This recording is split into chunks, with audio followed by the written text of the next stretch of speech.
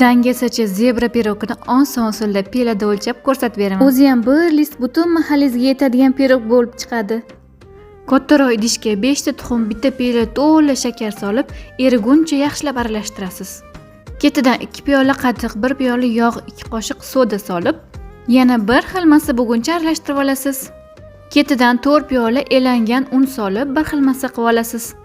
Va 2 ga bo'lib, bittasiga 2 qoshiq kakao solib, yaxshilab aralashtirasiz. Keyin listimizga shunaqa betartib dangasalarcha solib, bir qoshiqda aralashtirib olasiz. Duxovkaga solishim bilan yuvdirgani berib yuborgan gilamlarim kelib qoldi. Purion kompaniyasiga ishongan holda adyollarimni ham berib yuborgandim. Ko'nglimdagidek top-toza qilib jo'natishibdi. U yuzda qiynalib, yuvib, yana shtrafga tushib o'tirmang. Menga o'xshab Purion kompaniyasini chaqirtiring. Gilamlarimni joylab berishguncha pirogim ham pishib chiqdi. Osh bo'lsin, shifo bo'lsin. Videoni saqlanib qilib oling, bir kun albatta kerak bo'ladi.